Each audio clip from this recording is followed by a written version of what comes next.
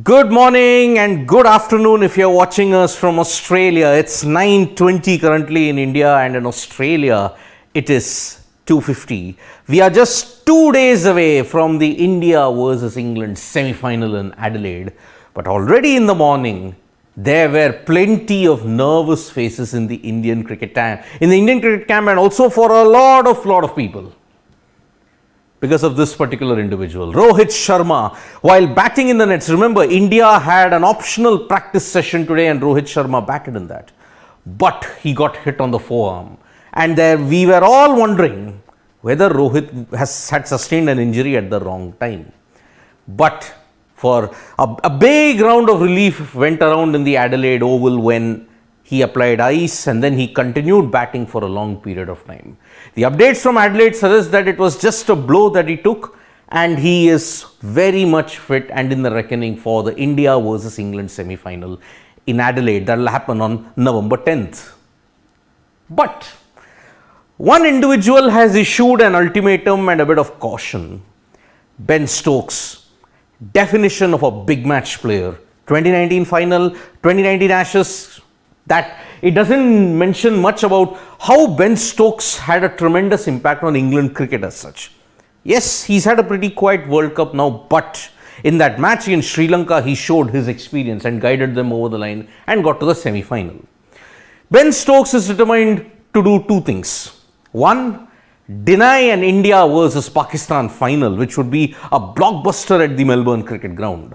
Second, he said, taking Rohit Sharma lightly would not be very clever. Yes, Rohit Sharma has endured a pretty difficult time in the World Cup. 150, apart from that, he has struggled. But Ben Stokes is saying, underestimating Rohit Sharma with the bat would be a big mistake, and keeping Suryakumar Yadav quiet will be the key. Remember, Suryakumar Yadav has been the man in form, and his range of 360-degree strokes is simply mind-blowing.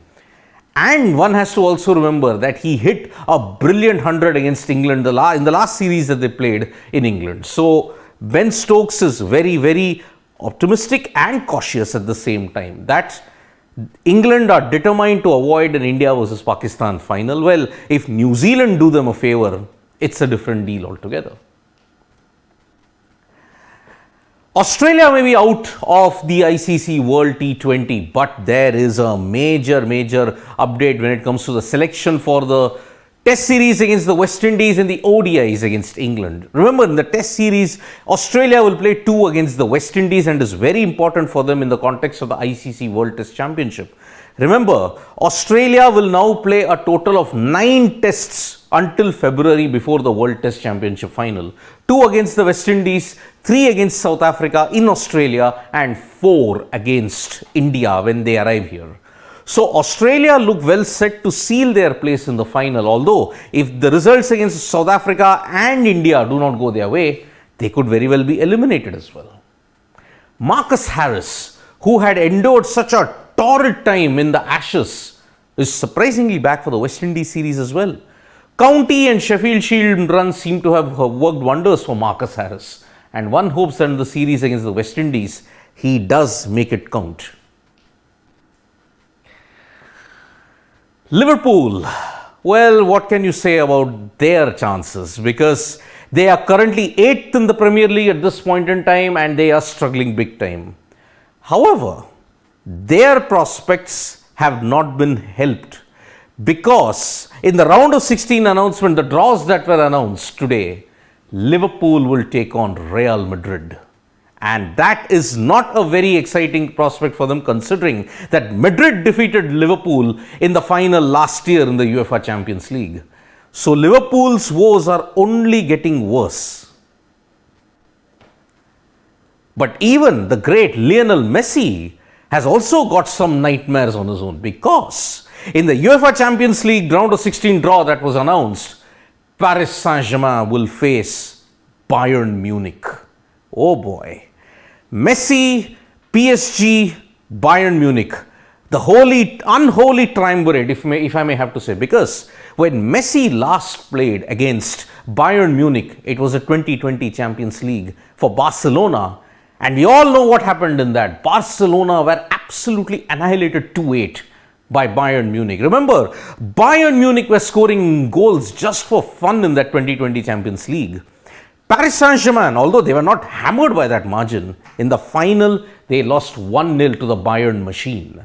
And so, it is not going to be easy for Paris Saint-Germain. If Lionel Messi has to make an impact, he will have to overcome the scars of 2020 in a big way.